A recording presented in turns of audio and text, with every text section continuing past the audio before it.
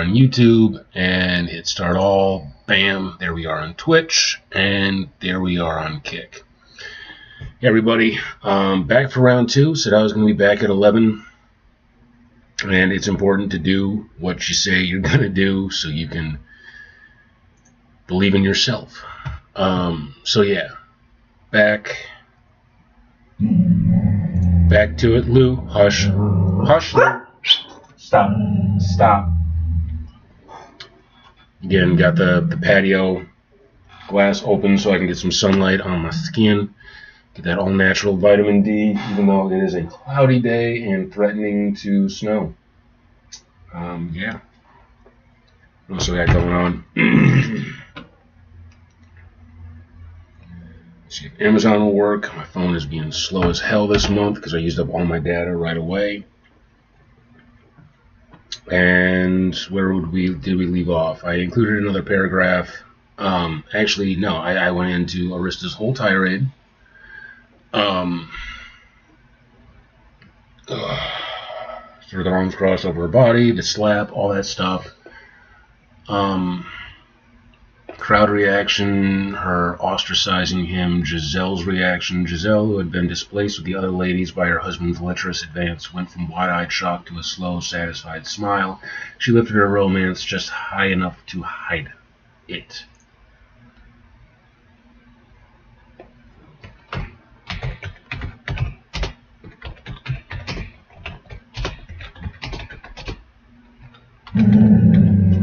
Stop. Go lay down. You can go to bed. That's what you can do. You can go to bed. It was a lot quieter with the bunny. It was more disturbing, but it was quiet. Stop.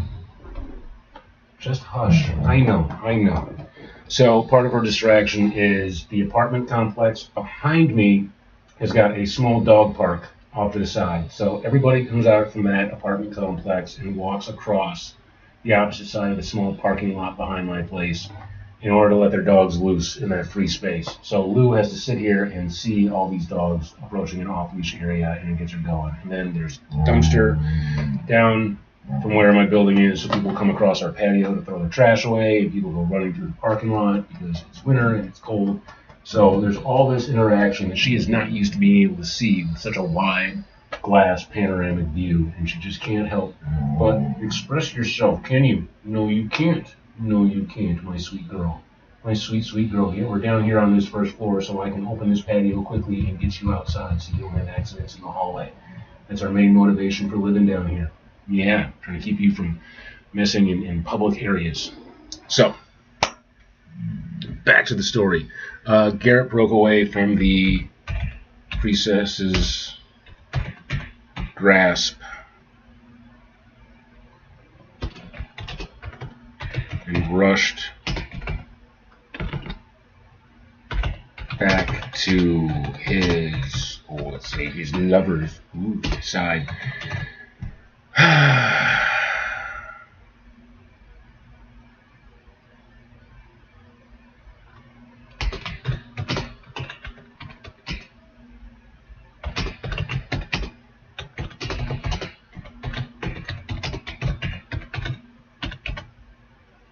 Stunned Garth's chest as if to push back his bulky mass, but found him to be a dumbstruck wall of stunned existence. And I know that sentence is doing too much. That's going to get broken up or altered. And again, that's what ChatGPT is for. So I can write things that are long and sloppy and run on and have it be like, practically the proper grammar and way of doing this. And I'll be like, fine. And then edit it out and change it and coerce it into more of my own speech later on. But that's writing in 2026.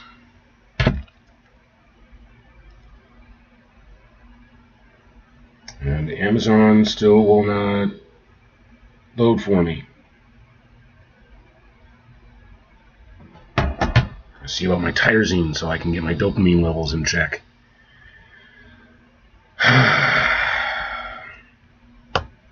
Anxious about my marriage right now and my wife. Like, my insecurities have been triggered in that respect because I went and said something that was a little too honest about her father the other day, and she just, I don't know, feels like I get tone and resentment. Like, anytime I'm too real and too honest about her family drama and the shit that she went through growing up, I get resistance. Like, she has to keep this illusion maintained about her family. So if I bring up any of the things that I don't like, any of the things that are clearly trauma echoes in our own relationship, I get punished for it for as long as fucking possible. Like, I can't dare bring up how her brothers talk to her in derogatory and dismissive fashion and talk down to her and cut her off and seem to speak down to her on a regular basis. Can't talk about that because that makes her mad, but I have to sit and tolerate while she does the exact same thing to me. And now she's mad at me and resents me because I don't have enough opinions after 20 years of being talked down to and spoken over and interrupted and not being allowed to have my say and being dismissed. Now all of a sudden she's tired of that, and like, I can't bring up the fact that her father was abusive to her mother for years, for the entire time that they were together, and that I would bring up he needed to knock that abusive bullshit off and be dismissed and told, well, let's see how you are when you've been married for 20 years. And now that we have been married 20 years, as soon as we hit 20 years, she ends up moving in with his ass, and he's now trying to put a wedge in between our relationship and interrupting it and demanding her time after he went and chewed out his own father-in-law for doing so much less than he's doing now. And I hate it. I absolutely hate it. I hate that my marriage is put in jeopardy by the trauma that she refuses to fucking deal with, and instead she just smokes weed and works out and keeps herself busy and endlessly distracted and buys things and does everything she can not to deal with all of the things that have been an issue in our relationship. And it is solely on me to try and fix everything that she will not fix in herself. And it sucks. I'm not the person that I wanted to be. I had dreams, I had aspirations, I had goals, and every single one of them had to be either abandoned or forgotten or put on hold until it was too late and the expiration date on them fucking passed. And now I'm just trying to cling to the life that I compromised so much for, and even that's being threatened because I dared to be okay with it, because I dared to say, fine, I have my marriage, I'll hang on to that, and now even that is being fucking threatened. Like, I can't plan anything. I absolutely cannot plan anything. I can't make plans, but she's mad at me because I don't have plans. But every single plan that I make, every single intention I have for the future, she ruins. If I tell her about it, she tells me that I need to wait, that I need to put it on hold, that I need to just let the moment pass until I no longer desire it any the fuck more. And if I don't tell her about it, she still finds a way of creeping in and sabotaging it every single fucking time. It's amazing. It's utterly amazing how she does this. And then when I finally give up and just decide, fine, it's your life, let's live your life, let's just do what you want all the time, then she has to sabotage that as well. And the pattern has always been, I give her what she wants, and she hates me for it, and she hates it, and it's not what she wanted. Inevitably, it turns out to be something that just sours in her mouth, but we go along with what I want. She finally follows my plan, she finally listens to me. And she ends up saying, I can't believe we waited so long. This is great. This is wonderful. Why was I so hesitant? And it doesn't matter how many times this transpires or how many times this happens. She refuses to learn. Just refuses to learn. So, enough venting. That's only partially what I'm here for. I'm here to write, but this sucks. This really, really sucks. She's living with her father, who abused the shit out of his wife for years, harassed her while she was sick with cancer to the point that when she needed treatment for the treatment, she didn't want it, probably because he just abused her even harder in her weakened state. And she tells me last night she's content where she's at, living with her father, living with this asshole who's doing everything he can to eat up whatever time I can get with my wife while she's still my wife, and just bore her to death. And she keeps telling me things like, my dad is so funny, and then she follows it up by telling me something fucking horrible that makes me respect him even less. So, yeah, he's a fucking coward. He's a piece of shit who never had any aspiration, who stayed at a job that his father got for him for 30 years, that he never got a promotion out of, that he never tried to do anything other than be a fucking maintenance technician in a hotel, that he never did anything with. He just stayed for 30 fucking years of his life. He was in Vietnam, but first explosion that he ever heard, he shit his pants and basically ran from the fucking battlefield and got himself an office job so he gets to enjoy all the status as a veteran without having to serve any of the real hard time of it. Meanwhile, my best friend, my best man in my wedding, was recently overseas and was listening to missiles flying over his head as he was trying to sleep. And while he was like 21, he was overseas and was just counting explosions that were happening off at the distance on a regular basis and just shrugging it off like it was nothing. Like, that's a man, that's a soldier, that's a fucking hero.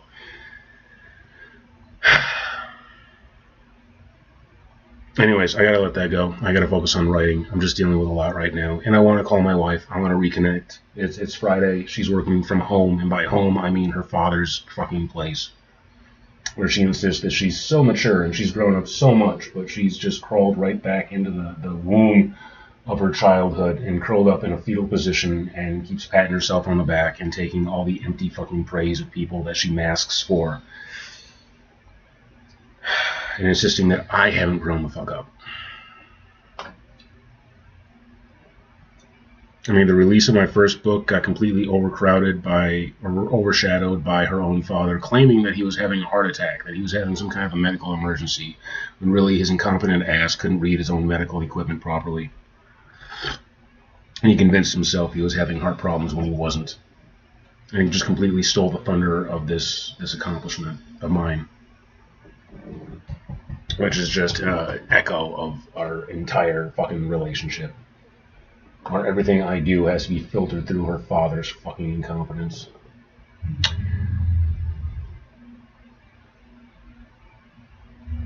Well, do I feel better or worse after that exposition? That's hard to say. I say I feel better. I got it off my chest. Thank you, no one who's listening to this. I appreciate the world hearing me out and all the stuff I'm not allowed to say.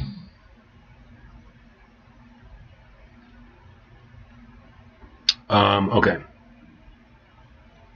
Garrett broke away from the priestess's grasp and rushed back to his lover's side. He placed a hand on the stunned Garth's chest as if to push back his bulky mass, but found him to be a dumbstruck wall of stunned resistance.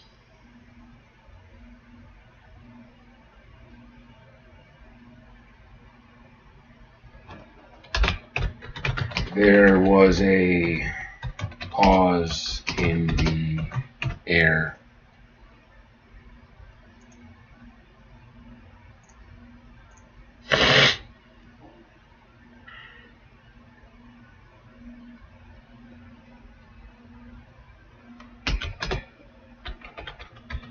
Everyone froze, anticipating the air, again, I'm going to have to correct this later, air appearance reaction to this barrage of insults.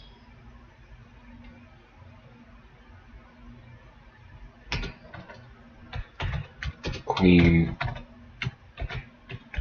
Gwendolyn and King Gregarious each leaned forward in anticipation of the fallout with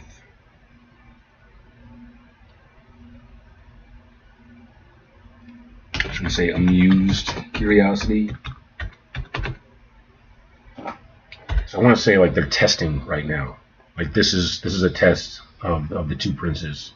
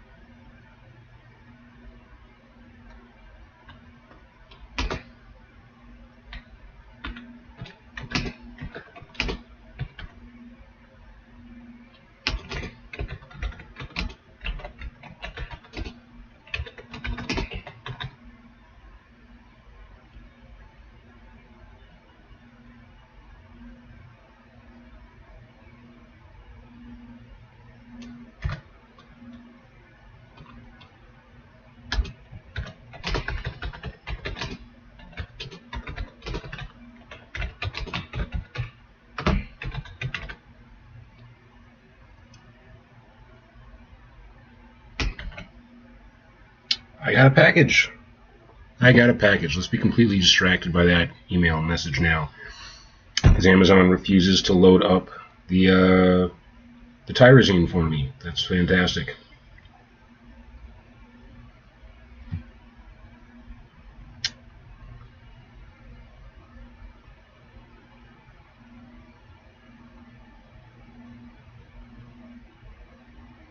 Great, another new reply from Jordan, with a Y and 2 N's, from Growth Therapy, about my fucking bill, accusing me of having 10 sessions when I only had 8.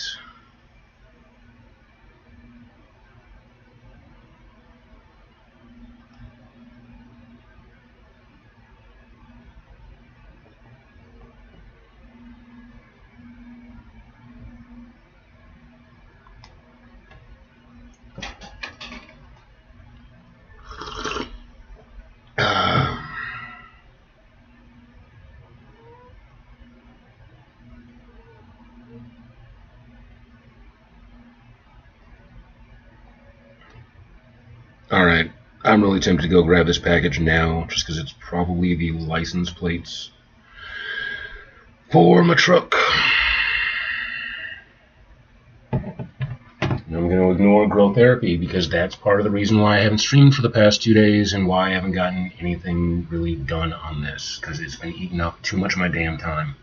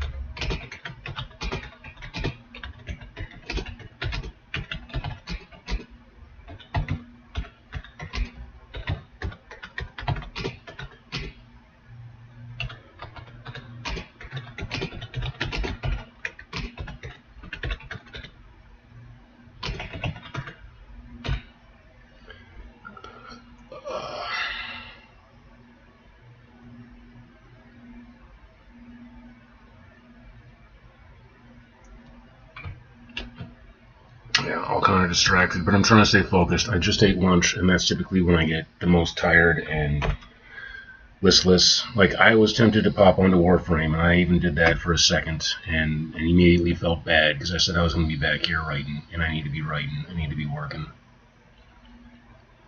But it's past the morning, should we say, impetus.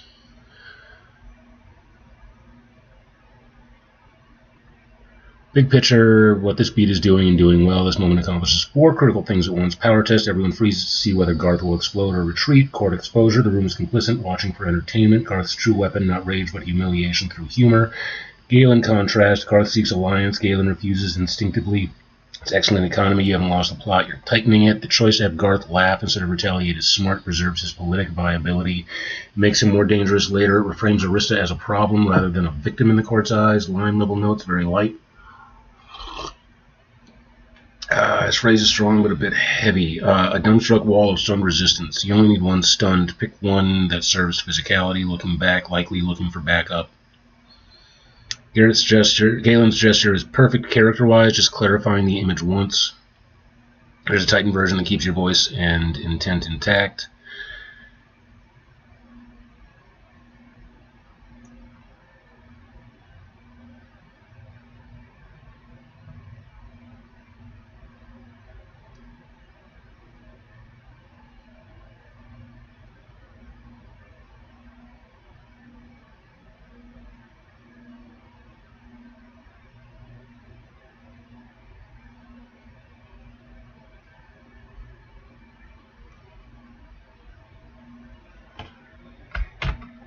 Okay.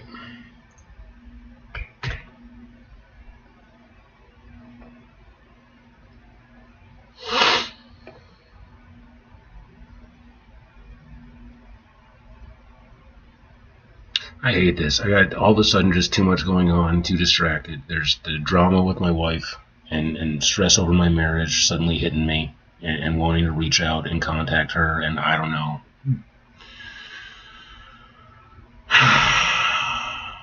She grounds me. She anchors me. She drowns me, but she anchors me. There's the package waiting for me. There's growth therapy, which I'm really tempted to just pick at that fucking wound and argue with them, but I already turned everything over to Robinhood, my banking, and typically when I do that, like the last time, they at least fronted me the money while I still try to resolve and work out this issue with them. Be a creator, not a consumer. Be here, now. Those who attract, do not chase. Why feel bad? Angry, put it in the box. These are all the post-it notes I have above my workstation. Be here, now. Be a creator, not a consumer. Those who attract, do not chase. Why feel bad? Like attracts like. And if I'm angry, I should put it in the box. Use it. Use it. Use it right here. Put it onto the page. Don't tear my life apart. Now Rizzy's moving, so I was really tempted to check on him. But I'll wait until I hear that little of him pooping. Then I'll get up and I will clean that.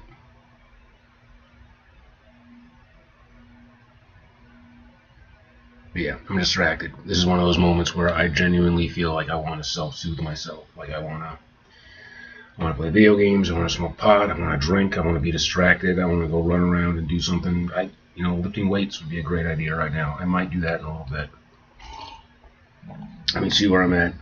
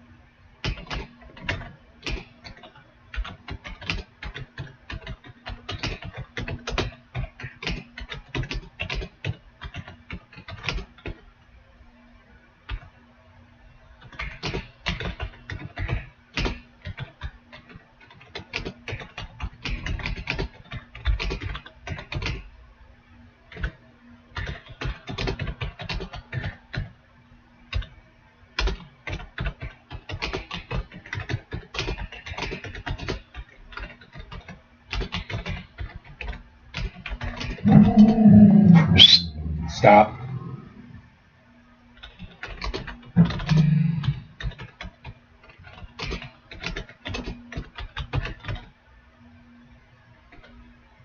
While Garth was the larger, Garrett was the far more physical of the brothers.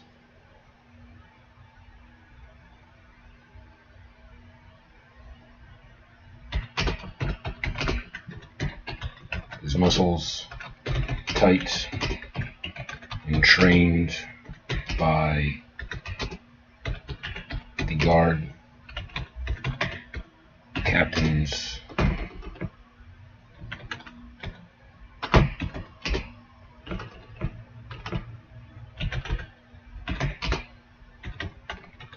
lessons and toned tight by his years of wild living.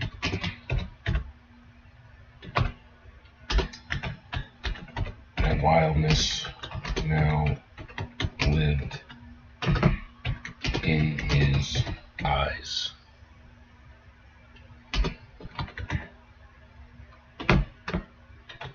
Behind his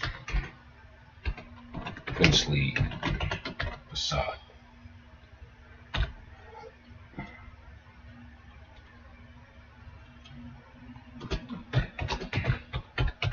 He shifted this gaze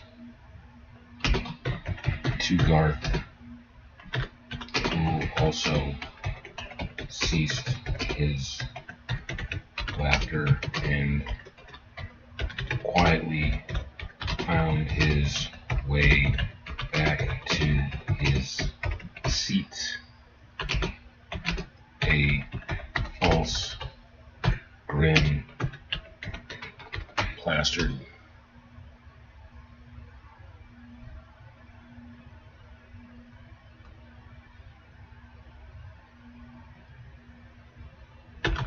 to his skull.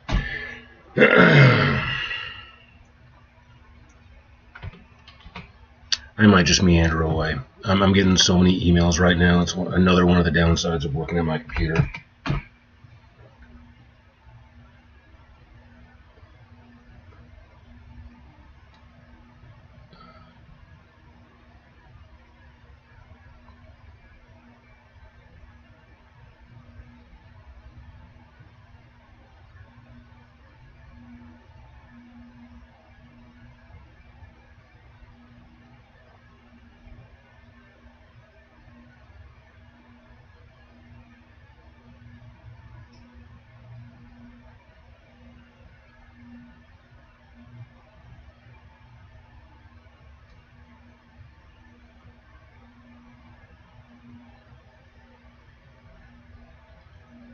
Yes, this lands and lands cleanly. What you've written here does exactly what it needs to do. Establishes Garrett as dangerous without breaking court order, and it forces Garth to retreat without losing face. That balance is hard to pull off, and you've nailed it.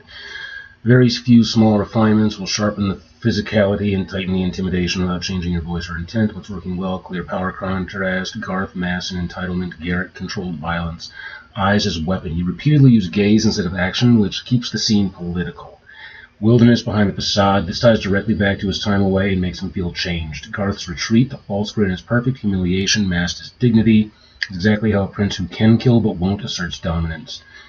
Here's a light, tightened version that keeps your rhythm but sharpens clarity and menace. Glancing about, a few nobles chuckled along with him, but a single look from Garrett silenced them. Fire burned behind his eyes. While Garth was the larger of the brothers, Garrett was the more dangerous. His muscles were tight and trained by the guard captain's discipline, hardened further by years of wild living. The wildness now lived in his gaze, barely restrained behind his princely facade. He turned that stare upon Garth. The laughter died. Garth's grin stiffened, then reshaped itself into something false and placid.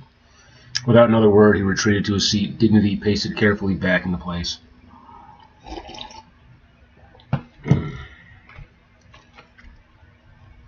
Let's see. He closes the assault beat without escalation, signals to the court that Garrett has changed, plants fear without scandal, sets future conflict where Garth will wait rather than confront. More importantly, Garrett doesn't win socially, he wins existentially. That's the kind of victory that lingers. You're not off track, you're not bloated, you are writing a scene that understands power as restraint, which is rare and compelling. If you want next, we can decide whether Sister Kaylin presses now or retreats to act later, or help you choose the cleanest chapter break. You're very close to a perfect one, but this paragraph, this one stays.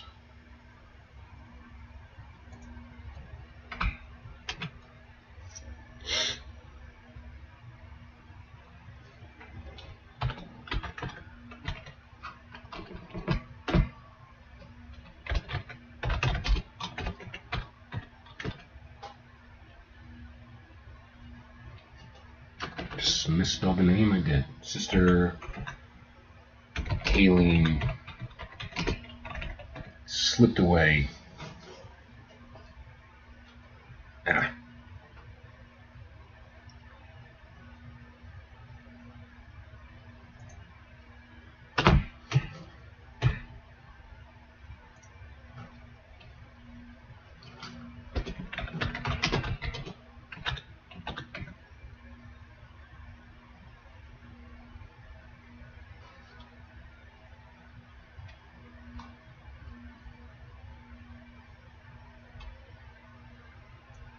I don't need mention of her, do I?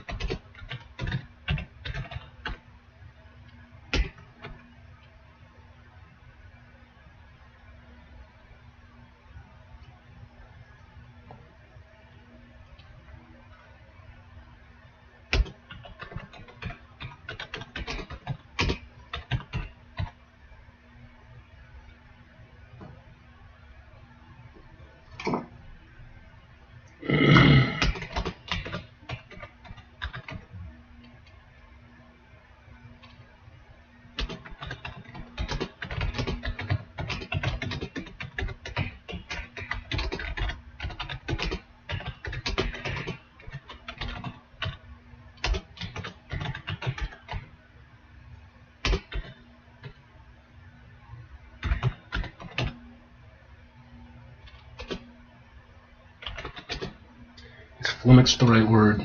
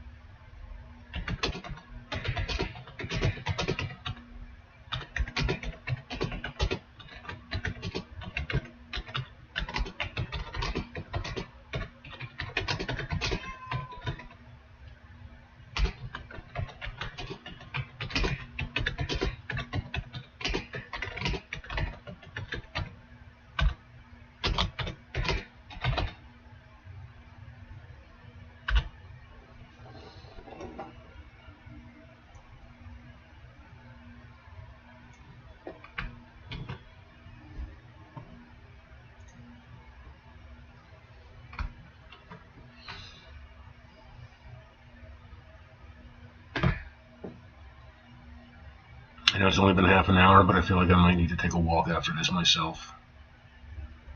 Vent. Get some air. It's strong emotionally, but it's doing a little too much work in a single breath. The ideas are right. You just want a bit more separation and intention, especially around Arissa's reaction, which is the most important part of the beat. Right now, the reader barely has time to feel her flinch before we're already at the window. What's working? Garth's deflection through humor is very on-brand and cowardly. Giselle's eye roll and novel is a clean, efficient character beat. Belane's confusion reinforces how alone Arista is in this moment. Arista flinching is excellent. That tells us more than dialogue ever could. The ocean air helped her breath and thematically perfect for drowning. Break up the first sentence. It's carrying too many names and actions. Give Arista's flinch half a heartbeat more space. Clarify Garrett's intent without softening Arista too quickly. You already avoid this, which is good. Garth continued to make light of the situation, pressing on with ill-timed jokes. Giselle rolled her eyes and retreated into her novel. Belaine flummoxed turned to her brother, only to find him still grinning at Arista in devious fashion, absently nodding along to his father's whispered jibes. Garrett placed a hand on Arista's arm, and she flinched like a cornered animal, breath hitching, till her eyes finally found him and recognition followed. She did not soften. He guided her toward the edge of the room to an open window, hoping the night air off the ocean might help her breathe. It did. What you think, Lou? Should we go get that package? See if my license plate came. Get some air for myself. Try to reset my brain.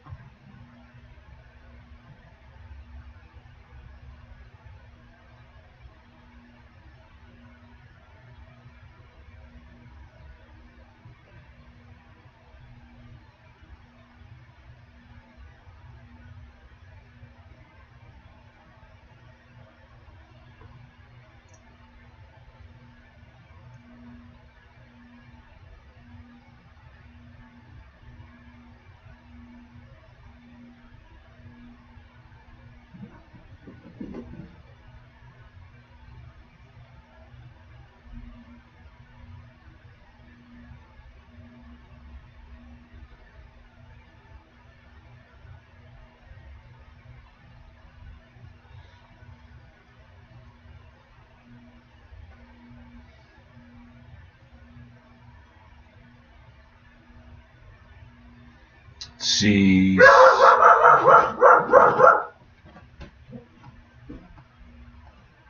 Stop.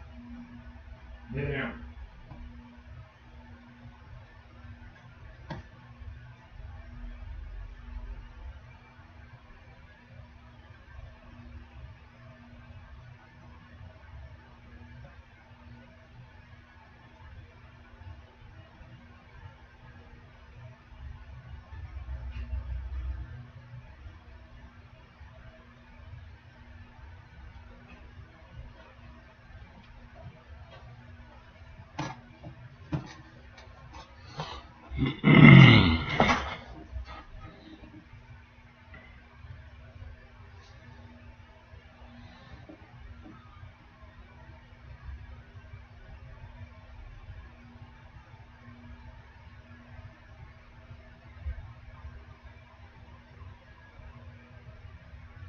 Okay.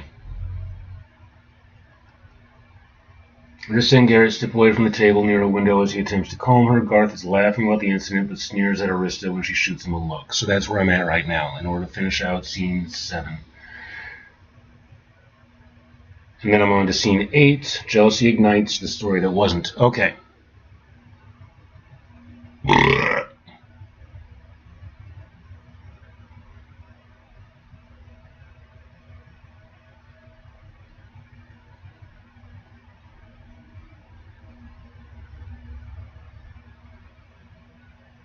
Okay. God, I hate this shit.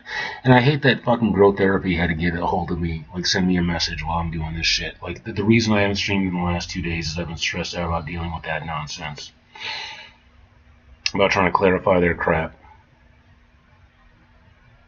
where they're overcharging me for sessions, insisting that I had sessions that I didn't, where I sat there just patiently waiting because I thought that was the noble, right thing to do, and instead I'm having money taken out of my personal finances for it, money that I don't have, so I don't have a job. On that note, please buy my first book. I really need to make sales and improve my ranking on Kindle and Amazon so I can live and make enough money to actually fix my marriage, because I got a feeling my wife will stop putting me in this goddamn box of her own childhood trauma if I just make enough goddamn money to be able to treat her like a fucking princess, like she's wanted her entire life and that her father fucking refuses to do and only plays at now because he's feeble and helpless and it's fucking convenient for him, and he needs to have people around to listen to his odious shit because he's the type of empty-headed, frivolous fuck that can't stand being alone inside his own damn head.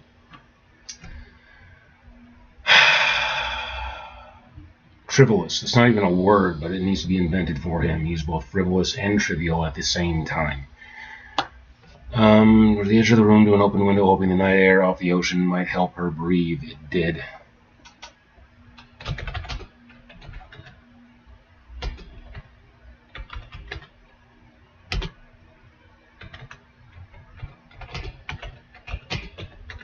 Another angry glance. So eyes and hands and all this. An angry glance. Say glare.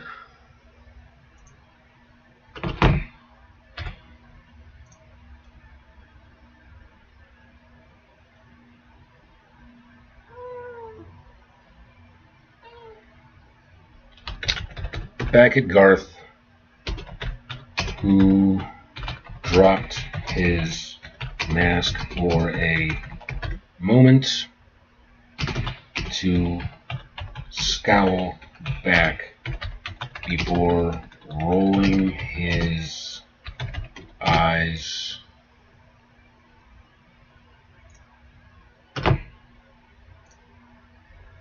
to his children who were in ever encouraging audience for his ego.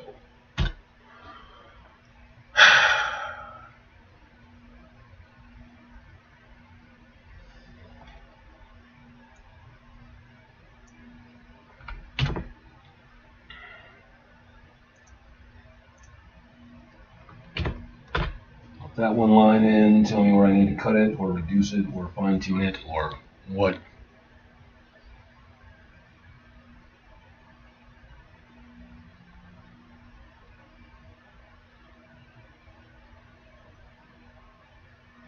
So in a song with the tempo a little compressed, yeah, we can make it the best. Beats clear and let the reader feel it. It's his anger versus Garth's performative arrogance right now. It reads almost in one breath. Yep, here's a polished take.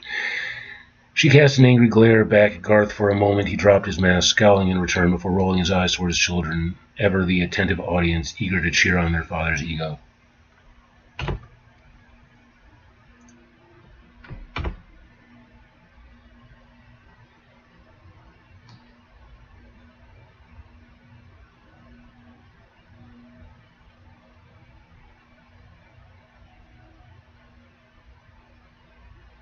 If you want, we can also expand slightly on Arista's internal reaction, maybe a sharp thought or tension in her body to make the moment sting a bit more. That would really contrast her composure versus his performative ego. Do you want me to try that? No, because we're never doing this shit. What's up, Amelia Jax?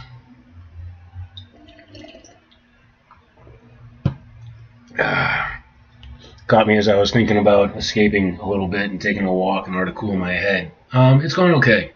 This chapter has been really dense, and it's really long.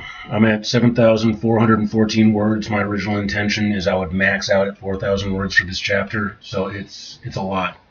It's a lot of heavy lifting trying to get this one done, but I'm nearing the end. I'm nearing the end of scene 7. I'm starting into scene 8. I've got 11 planned for it. Awesome. I like hearing about your hustle. Rolling his eyes toward his children, ever the attentive audience eager to cheer on their father's ego. Boom. And that took me to the end of scene 7, and then scene 8, Jealousy Ignites.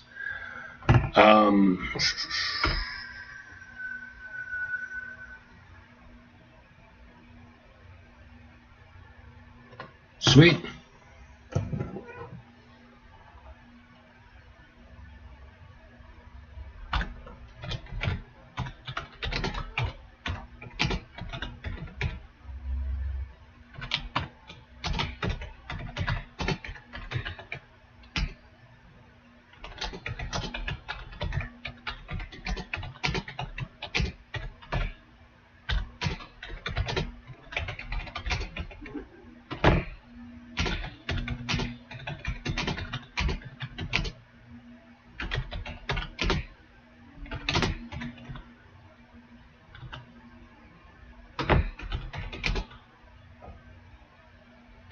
And locked his eyes to hers. Yeah, I'm sorry. I'm not real good about being on the other mediums and whatnot. I released the cover art. I actually got published a week ago today. Got it out, a couple of sales already, and redid the cover art again. You might have seen that stream. Sorry, my lizard's in his pre-pooping position. I'm about to have to clean up. Yeah, sorry, I haven't gotten back to that. Darling, I'm sorry. Garrett began as he attempted to hold her. She placed a firm hand to his chest and locked his eyes to hers.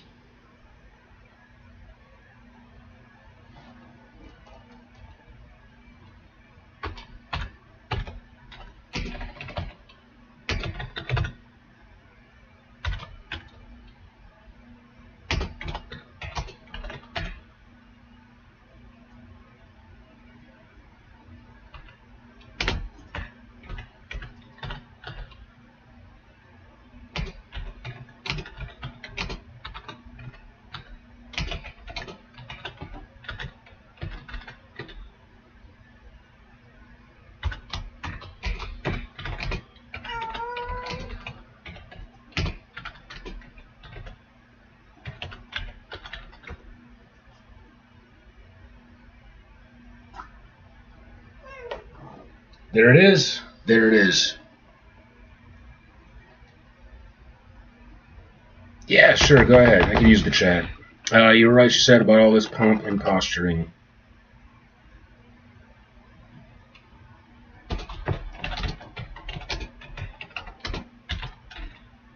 See, oh, God. Okay. So what am I trying to do right now?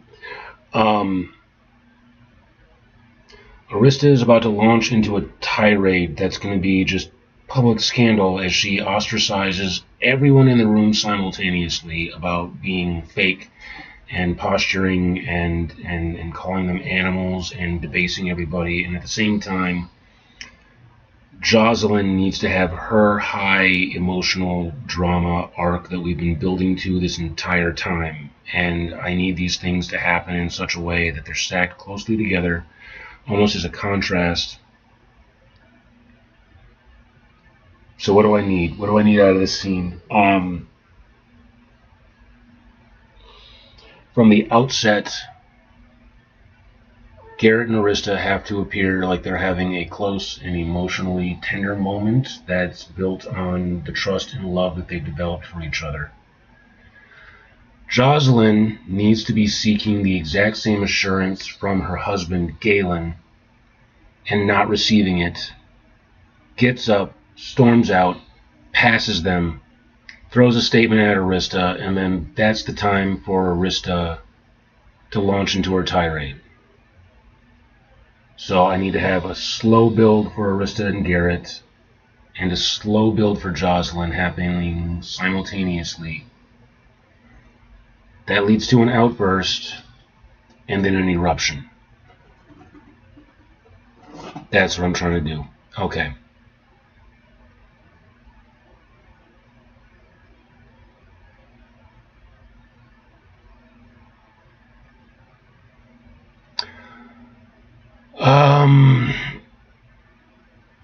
I really appreciate that, but when I say I have no money, I mean I have no money, none.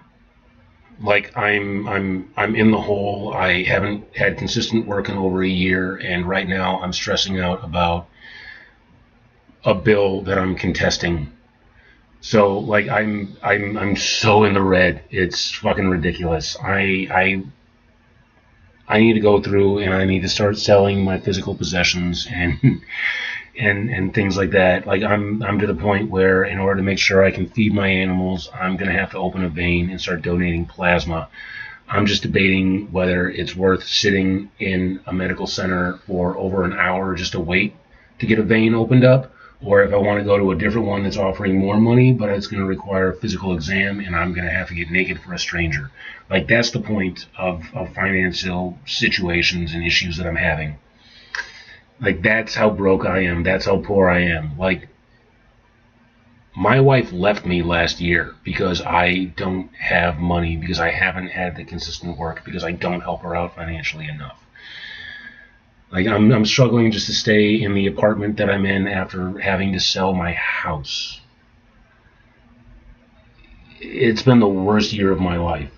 I wish I had anything. I'm trying so desperately, and every day I deal with 3 or 4 rejections for jobs. I got called during a stream a few nights ago and told about jobs that were available but that I didn't qualify for. I'm getting called with rejections to jobs I haven't even applied to yet.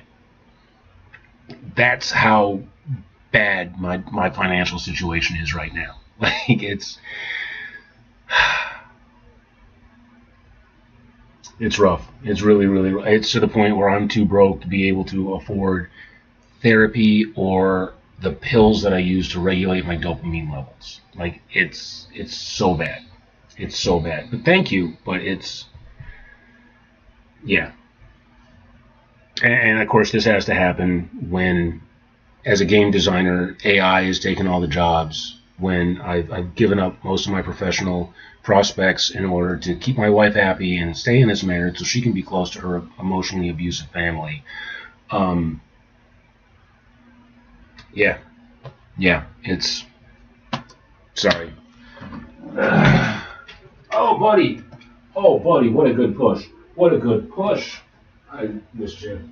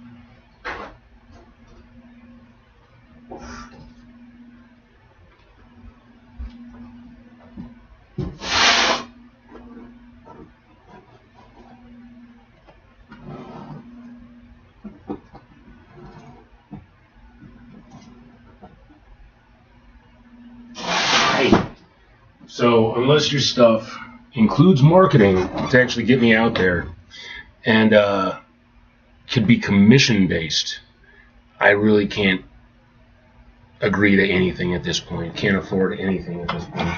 Wish I could.